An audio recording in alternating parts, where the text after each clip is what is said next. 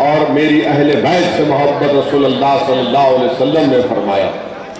ایک اور حدیث شریف میں رسول اللہ صلی اللہ علیہ وسلم نے فرمایا کہ پل صراط پر وہی ثابت قدم رہے گا، پل صراط پر وہی ثابت قدم رہے گا جو میری اہل بیت سے محبت کرتا ہے۔ عزیزان ملت اسلامیہ، حدیث شریف میں آیا، حضرت ابو سعید خدری رضی اللہ تعالیٰ عنہ روایت فرما رہے کہ اللہ کے رسول صلی اللہ علیہ وسلم نے ارشاد فرمایا کہ تمہاری دعا رکی رہتی ہے جب تک کہ تم مجھ پر اور میرے اہل بیت پر درود و سلام نہیں بھیجتے۔ تو معلوم ہوا کہ دعا کی قبولیت کے لیے ضروری ہے کہ اللہ کے رسول صلی اللہ علیہ وسلم پر اور آل رسول صلی اللہ علیہ وسلم پر درود و سلام کا نذرانہ بھیجنا۔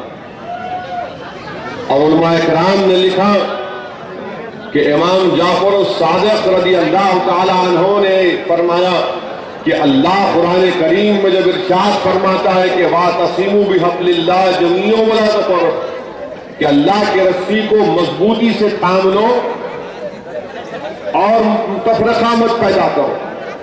تو امام جعفر الصادق نے فرمایا کہ اس قرآن کی آیات میں حبل اللہ کا مطلب اہل بیت، کہ تم اہل بیت کو تھام لو تو منتشر نہیں ہوگا، انتشار نہیں پیدا ہوگا۔ اسی لیے رسول اللہ صلی اللہ علیہ وسلم نے فرمایا کہ میرے اہل بیت کشتی نوح کی طرح ہے، جو اس میں سوار ہوا بچ گیا، جو نہیں سوار ہوا ہلاک ہوا۔ اسی لیے عزیزان ملت اسلامیہ،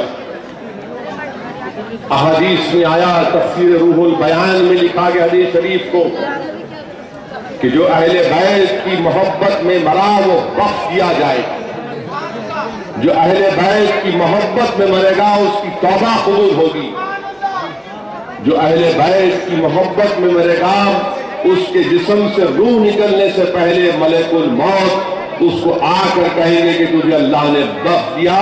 اور حدیث شریف میں آیا، تفسیر روح البیان میں حدیث شریف لکھی گئی، حضرت اسماعیل حقی رحمۃ اللہ علیہ لکھ رہے ہیں کہ اس کو جنت کی بشارت دی جائے گی اور جنت میں ایسے داخل ہوگا جیسے کوئی دلہن اپنے نئے گھر میں داخل ہوتی ہے۔ اسی لیے عزیزان ملت اسلامیہ، دین اسلام میں صحابہ کرام سے محبت اور اہل بیت سے محبت بنیاد ہے۔ اگر ہم اپنے گھر کو تعمیر کرتے ہیں تو بغیر بنیاد کے کوئی گھر تعمیر نہیں ہوتی۔ تو یاد رکھو مسلمانوں،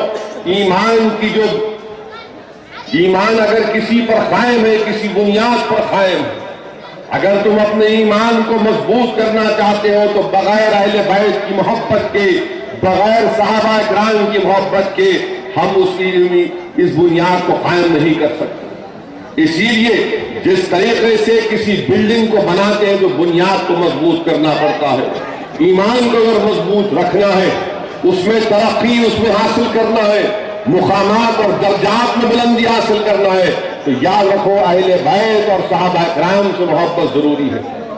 عزیزان ملت اسلامیہ، حدیث شریف میں اسی لیے آیا کہ اللہ کے رسول صلی اللہ علیہ وسلم نے ارشاد فرمایا کہ میں نے دارمی شریف کی حدیث ہے کہ رسول اللہ صلی اللہ علیہ وسلم نے ارشاد فرمایا کہ جو لوگ اس سے محبت کریں گے اللہ ان کو جنت جہنم سے نجات دے گا۔ اور حدیث شریف میں آیا کہ آقا دو عالم صلی اللہ علیہ وسلم نے فرمایا کہ میرے بیٹے حسن اور حسین جنت کے شہزادے ہیں۔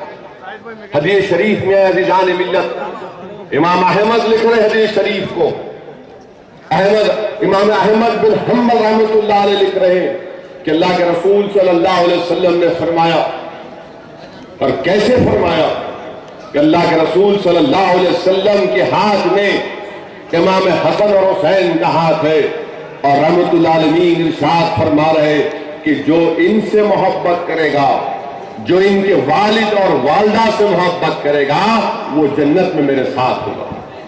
تو بتایا گیا، علماء کرام نے اس حدیث کی شرح میں لکھا کہ جو امام حسن اور حسین سے محبت کرے گا، جو حضرت علی سے محبت کرے گا، جو بی بی فاطمہ سے محبت کرے گا، اس کو جنت میں رسول اللہ صلی اللہ علیہ وسلم کی رفاقت اس کو ملے گی۔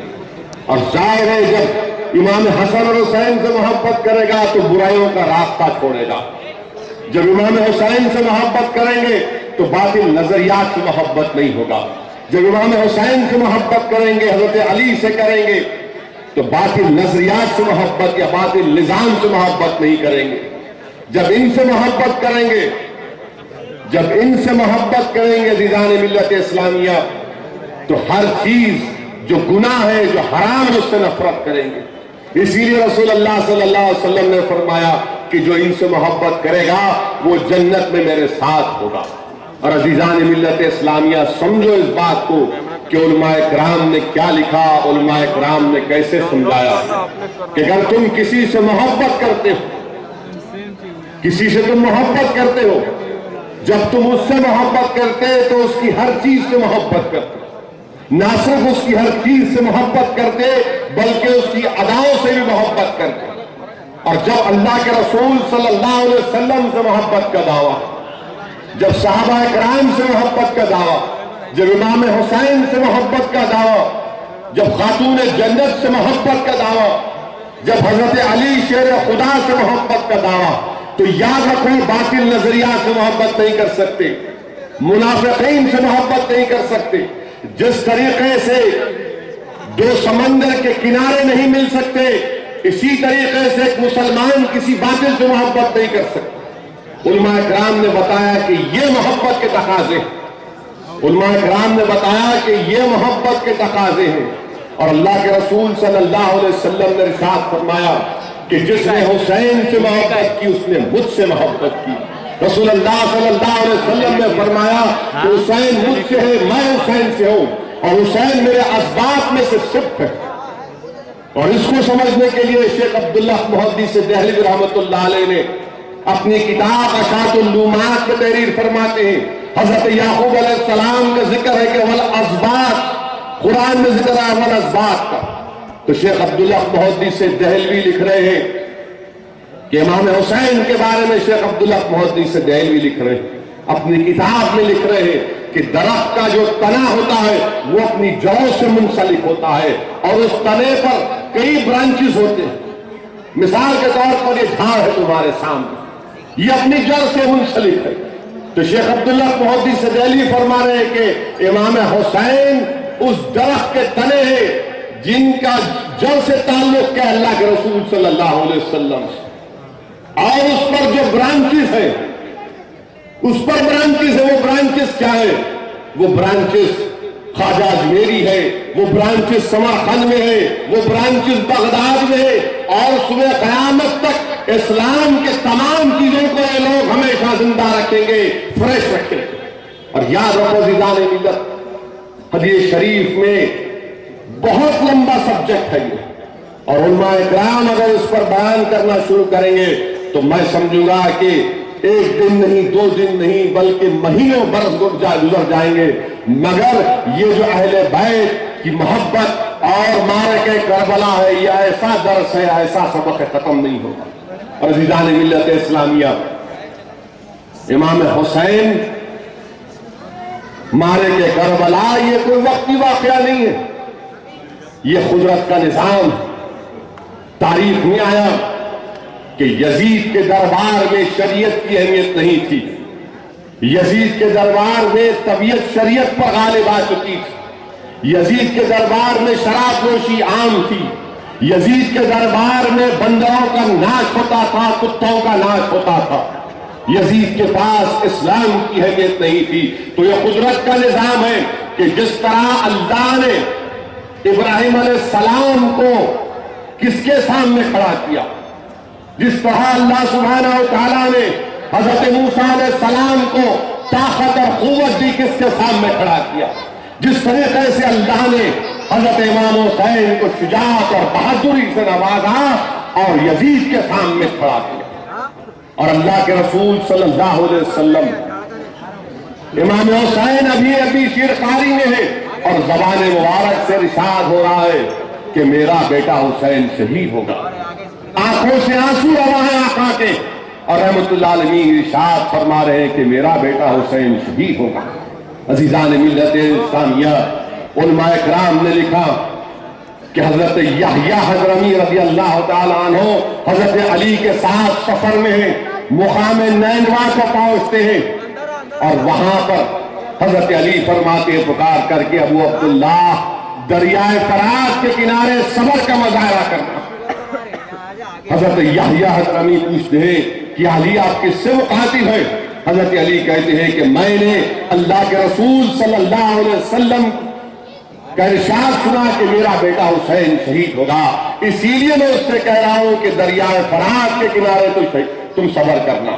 امام جلال الدین سیوطی رحمۃ اللہ علیہ اپنی کتاب خصائص الکبریٰ میں لکھ رہے ہیں، امام ابو نعیم اپنی کتاب میں لکھ رہے ہیں، حدیث شریف لکھ رہے ہیں، واقعات لکھ رہے ہیں کہ حضرت علی فرما رہے کہ فلاں جگہ پر، اس جگہ پر میرا حسین شہید ہوگا، اس جگہ پر اس کا خون گرے گا، اس جگہ پر اس قافلے کے اونٹ کے کجاوے رکھنے کی جگہ ہے، اس جگہ پر اتنے نوجوان آل رسول کے شہید ہوں گے۔ مگر یاد رکھو عزیزان ملت اسلامیہ، علماء کرام نے لکھا کہ ہم کو سمجھانے کے لیے بتایا کہ رسول اللہ صلی اللہ علیہ وسلم نے، حضرت علی نے، بی بی فاطمہ نے جب رسول اللہ صلی اللہ علیہ وسلم کی زبان مبارک سے یہ اعلان سن لیا، یہ ارشاد مبارک سن لیا کہ امام حسین شہید ہوں گے، تو کسی نے یہ نہیں کہا کہ یا رسول اللہ یہ معرکہ ٹال دیجئے امام حسین سے، یہ معرکہ ٹال دیجئے۔ اگر اللہ کے رسول صلی اللہ علیہ وسلم دعا کرتے تو کہ معرکہ نہیں ٹل جاتا، سوچو تھوڑی دیر کے لیے۔ اور کسی لکھنے والے نے کیا خوب لکھا رسول اللہ صلی اللہ علیہ وسلم کی زبان مبارک کے بارے میں کہ وہ زبان جس کو کن کی کنجی کہے اس کے نافذ حکومت پہ لاکھوں سلام۔ عزیزان ملت اسلامیہ، اللہ کے رسول صلی اللہ علیہ وسلم اپنی سیرت کے ذریعے امت کو درس دے رہے ہیں، اپنی اس امت کو درس دے رہے ہیں کہ دیکھو صرف ممبر اور محراب یا دعا پر اکتفا نہیں کرنا، بلکہ میدان کارزار میں تم کو آنا پڑے گا۔ صرف دعا پر اکتفا مت کرو، اترو میدان میں۔ رسول اللہ صلی اللہ علیہ وسلم کی سیرت نوجوانوں کو پکار کر کہہ رہی ہے کہ رسول اللہ صلی اللہ علیہ وسلم کعبۃ اللہ میں ہے، اللہ کی بارگاہ میں سر سجود ہے، اور رسول اللہ صلی اللہ علیہ وسلم کے نورانی جسم پر اونٹ کا کجاو گندگی ڈال دی گئی۔ رسول اللہ صلی اللہ علیہ وسلم کی سیرت نوجوانوں ہم سے پکار کر کہہ رہی ہے کہ نوجوانوں آج تم دنیا کے مصائب اور مشکلات کو دیکھ کر پریشان ہو رہے ہو، رسول اللہ صلی اللہ علیہ وسلم کی سیرت ہم سے کہہ رہی ہے کہ طائف میں رسول اللہ صلی اللہ علیہ وسلم کو لہو لہان ہونا پڑا۔ اللہ کے رسول صلی اللہ علیہ وسلم کی سیرت کا مطالعہ کریں گے تو وہ سیرت ہم کو پکار کر کہہ رہی ہے کہ اللہ کے رسول صلی اللہ علیہ وسلم کو میدان بدر میں آنا پڑا، میدان احد میں آنا پڑا، اللہ کے رسول نے اپنے دندان مبارک کو شہید کروایا۔ رسول اللہ صلی اللہ علیہ وسلم نے احد کے میدان میں اپنے شہید چچا حضرت حمزہ کی لاش کے ٹکڑے ہوتے ہوئے دیکھے۔ اللہ کے رسول صلی اللہ علیہ وسلم کی سیرت ہم تمام مسلمانوں سے پکار کر کہہ رہی ہے کہ مسلمانوں صرف دعاؤں پر اکتفا مت کرو، آؤ میدان کارزار میں آؤ۔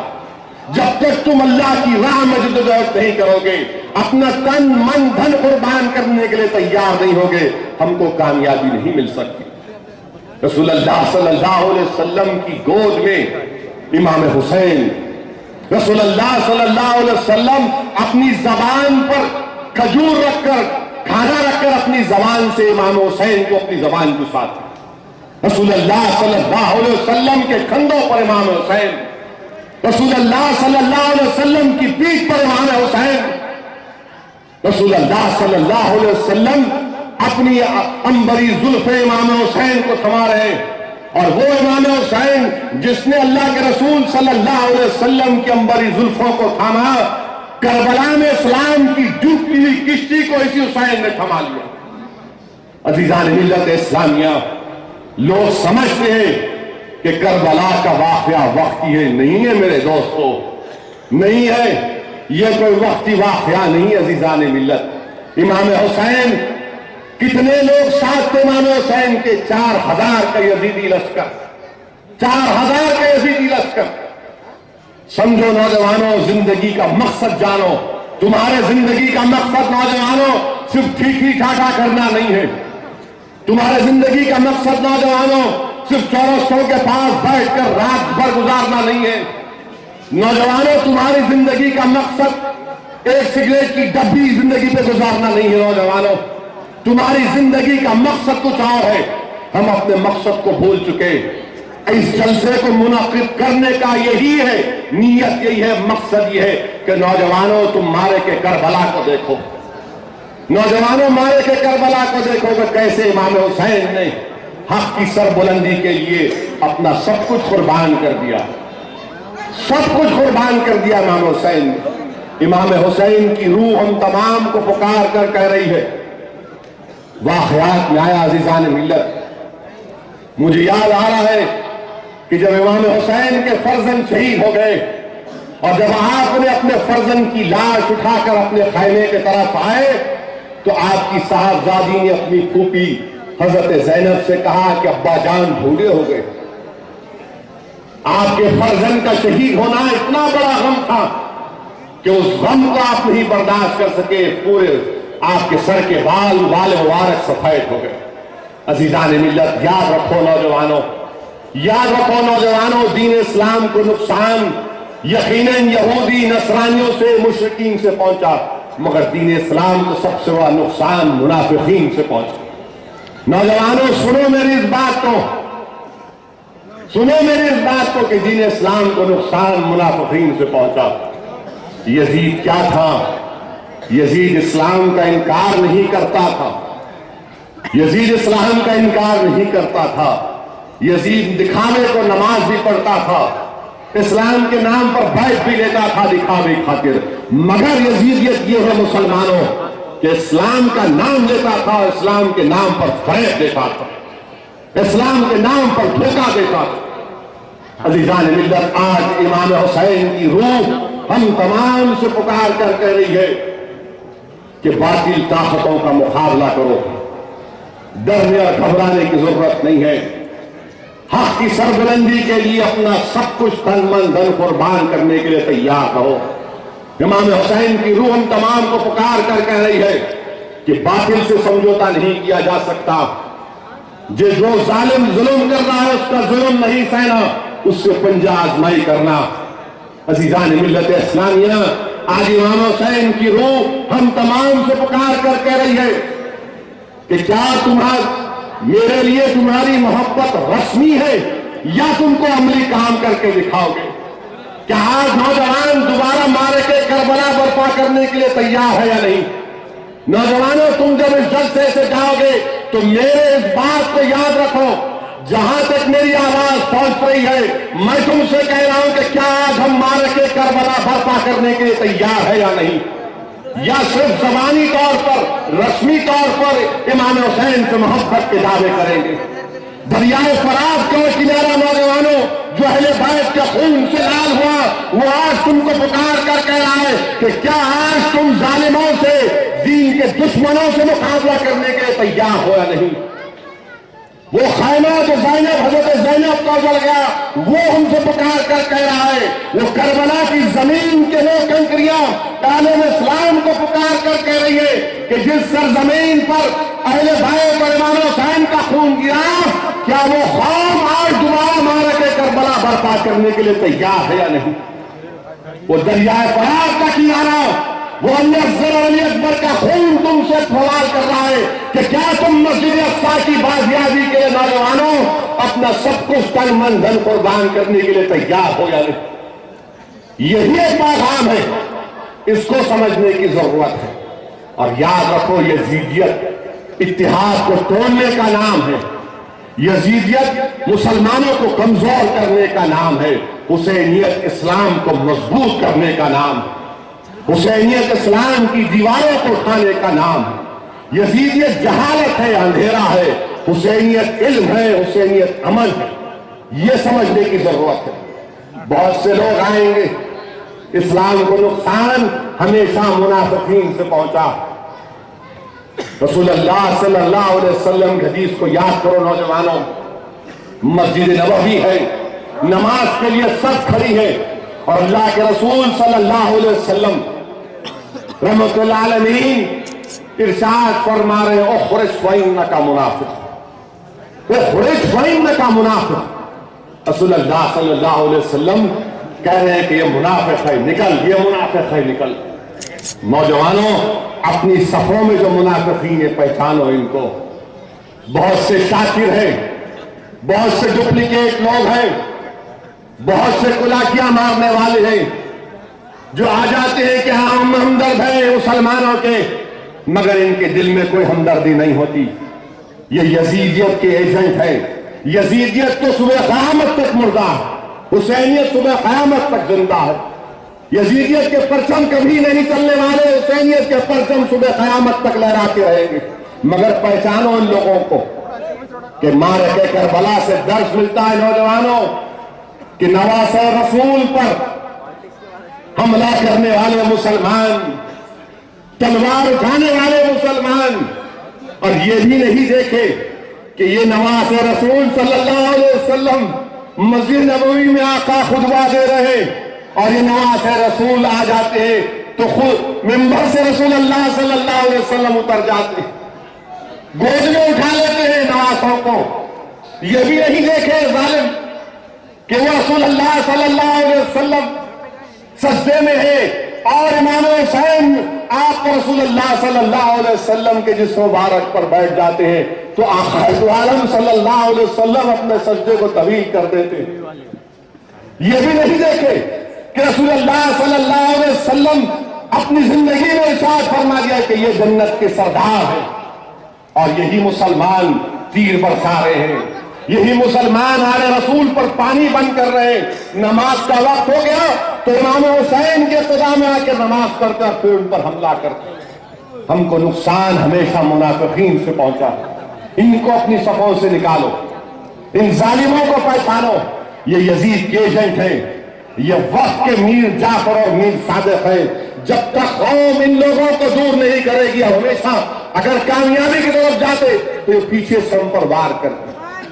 یہ تمام ظالمین سے ہم کو ہوشیار رہنے کی ضرورت ہے۔ عزیزان ملت اسلامیہ، معرکہ کربلا سے ایک اور درس ہم کو ملتا ہے۔ کیا ملتا ہے؟ کہ اللہ کی راہ میں شہادت۔ عزیزان ملت اسلامیہ، نوجوانوں، تم کو سمجھانے کے لیے سمجھا رہا ہوں، تم کو سمجھانے کے لیے سمجھا رہا ہوں۔ اگر کسی کا آپریشن ہوتا ہے، مثال کے طور پر آپ کا ہاتھ ٹوٹ گیا، ہڈی کو جوڑنا ہے یا راڈ ڈالنا ہے، خدا نخواستہ اگر کسی کا ہوتا ہے تو پیشنٹ کو تکلیف نہیں ہونے کے لیے ڈاکٹر اینستھیسیا کا انجیکشن دیتا ہے کہ اس مقام کو سن کر دیا جاتا اور تم بے ہوش ہو جاؤ۔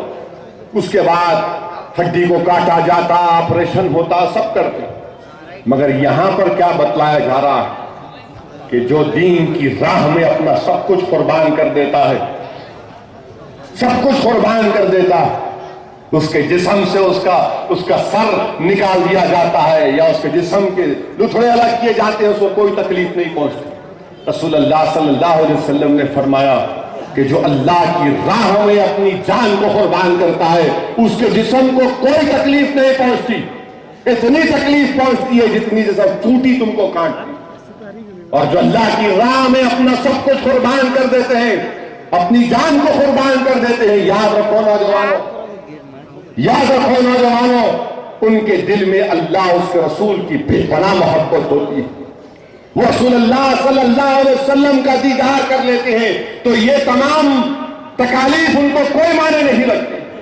اور حدیث شریف میں آیا کہ جب شہید اللہ کی بارگاہ میں جاتا ہے شہید ہونے کے بعد تو کہتا ہے یا اللہ کہ مجھے تیری جنت میں مزہ نہیں ہے جو مزہ مجھے تیری راہ میں شہید ہونے میں آیا۔ عزیزان ملت اسلامیہ، نوجوانوں، اسی لیے کسی شاعر نے کیا خوب کہا کہ شہادت ہے مطلوب و مقصود مومن، نہ مال غنیمت نہ کشور کے شائی۔ نوجوانوں، دین اسلام کی تاریخ کو پڑھو، تمہارے سامنے ہمارے سامنے جنگ بدر ہے، احد ہے، حنین ہے، جنگ موطا ہے، ہمارے سامنے کربلا۔ یہاں پر تعداد کبھی کام میں نہیں آئی، یہاں پر تعداد کبھی کام میں نہیں آئی. اگر اللہ وہ جنگ موطا کی زمین کو زبان دے گا, اس دمشق کی زمین کو زبان دے گا, تو زمین پکار کر کہے گی کہ لاکھوں رومیوں کے سامنے چند ہزار مسلمانوں نے ان پر غلبہ حاصل کیا. مارے کہ کربلا ہم سے کیا کہہ رہا ہے کہ گردن کٹانا یہ تمہاری شکست نہیں ہے. گردن کٹانا, اپنی آل کو قربان کرنا, سب چیز اللہ کی راہ میں قربان کرنا, گھر کو جاننا, یہ کامیابی, یہ کامیابی. اور جب آل رسول کو قیدی بنا کر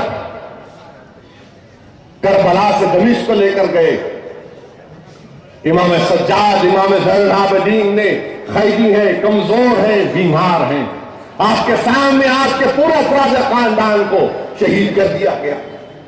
نیزے کے اوپر امام حسین کے سر کو لے کر جا رہے تھے. امام حسین, امام زین العابدین نے اپنی پھوپھی کی تکالیف کو دیکھا, مگر اپنے کردار کے ذریعے دشمن پر ایسا تماچا مارا اور ساری قوم اور نسل کو پیغام دیا کہ اس دین کی سربلندی کے لیے, حق کی سربلندی کے لیے, باطل کو شکست دینے کے لیے, اگر تمہارا تن من دھن کٹتا ہے تو کٹنے دو, تمہارا گھر برباد ہوتا ہے تو برباد ہونے دو, مگر کبھی بھی باطل کو سمجھوتا مت کرو.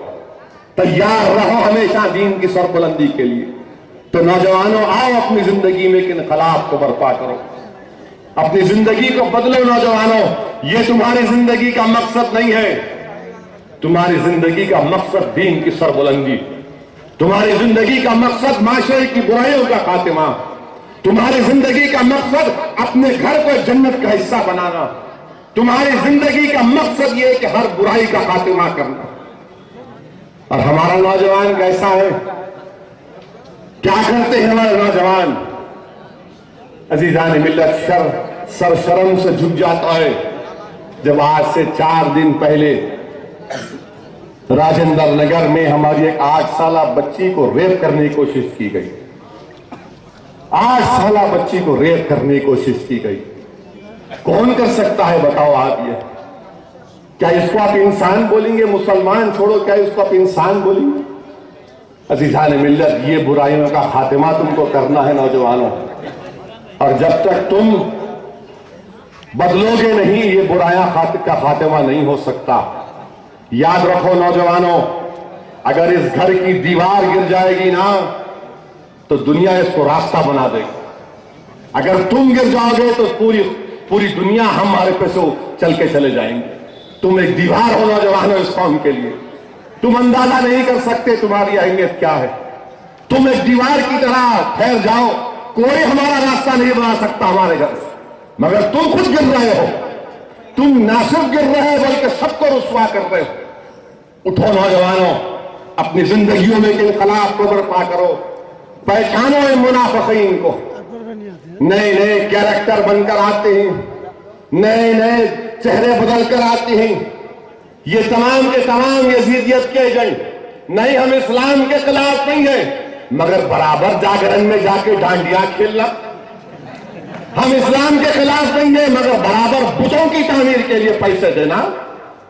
ہم اسلام کے خلاف نہیں ہیں, مگر جو دین کا پیغام ہے, بنیاد کیا, وحدانیت, توحید, اس کو اقرار بھی کرتے, مگر جا کر اس کی تعمیر میں پیسے بھی دینا. کیوں دینا؟ کیونکہ الیکشن آ رہا ہے, جیتنا. ان لوگوں کو پہچانو, ان لوگوں کو پہچانو جو کہتے ہیں کہ ہاں ہم برابر ہیں. پوسٹروں پہ برابر ٹوپی پہننا, مگر ٹوپی خود نہیں پہنتے, ہم کو ٹوپی پہنانے کی بات. تو ان لوگوں سے ہوشیار رہنا عزیزان ملت, ان لوگوں سے ہوشیار رہنا, ان لوگوں سے ہوشیار رہنے کی بہت ضرورت ہے.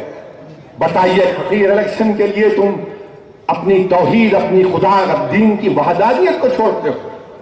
لا حول ولا قوت. تم جا کر بیٹھتے ہو ان کے سامنے, قل جاء وزهق الباطل بول رہے تم, مگر نہیں ہے. مجلس کو ہرانا ہے, الیکشن جیتنا ہے, تو کسی سے بھی ہاتھ ملا لیں گے. اگر شیطان آ کے بولیں گا میرے سے تو لپٹ جا, تو اس کو بھی لپیٹ لیں گے. نہ صرف لپیٹ لیں گے بلکہ اس کو ابا کہیں گے. یہ ان کے بچے ہیں، یہ ابلیس کے ممی ڈیڈی کے بیٹے جو قوم سے محبت کے جھوٹے ڈالے 4 سال تک نظر نہیں آئے، اب آ گیا 6 مہینے کا الیکشن سیزن تو کیڑوں کی طرح نکل رہے زمین سے۔ یاد رکھو تم کو کچل کے رکھیں گے، تم کو کچل کے رکھیں گے، تمہاری ایک ایک چیز کو بتائیں گے۔ ان کو کوئی محبت نہیں، کوئی کام کاج نہیں، 4 سال نظر نہیں آئے، گڑبڑ ہوئی حیدرآباد میں تو مجلس دوڑتی ہے۔ یقیناً ہم میں کمزوریاں ہیں، میں نہیں کہہ رہا ہوں غلطی نہیں کی ہے، مگر ہمارے اخلاص کی بنیاد پر ہم نے کام کیا، یقیناً ہم نے کام کیا اور کام کرتے رہیں گے۔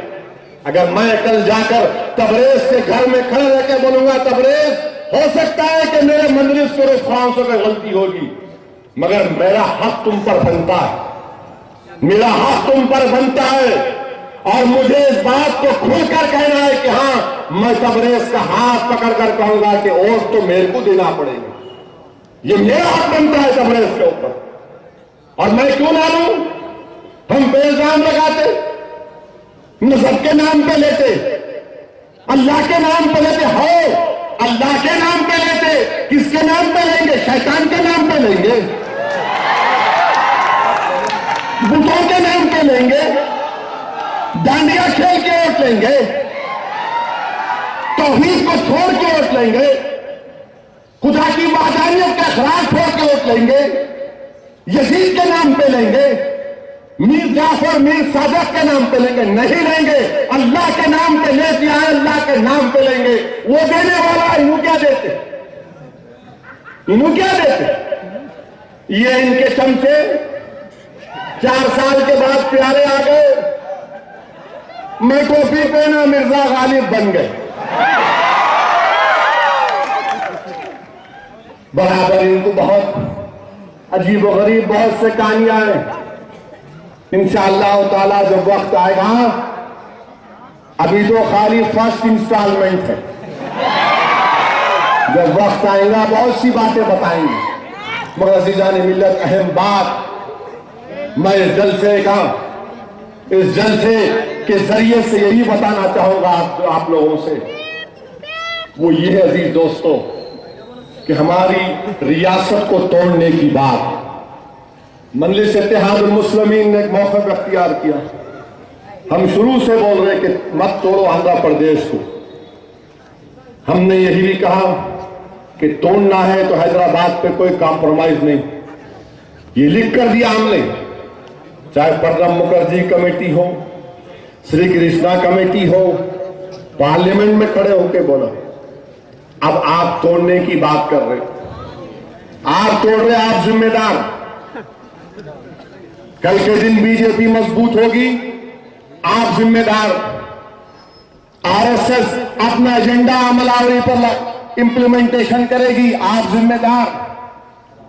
ایک بات یاد رکھ لو کہ میں ان لوگوں سے ڈرنے والا نہیں ہوں، اگر میں کہہ رہا ہوں آر ایس ایس اور بی جے پی تو ہمارے مخالفین بول رہے خامخواہ ڈر دلا رہے، ڈر نہیں دلا رہا ہوں میرے بھائی، انشاءاللہ تعالیٰ اسد الدین اویسی اور ڈر ایک جگہ جمع نہیں ہو سکتے، مگر بتانا تو ضروری ہے نا، بتانا تو ضروری ہے۔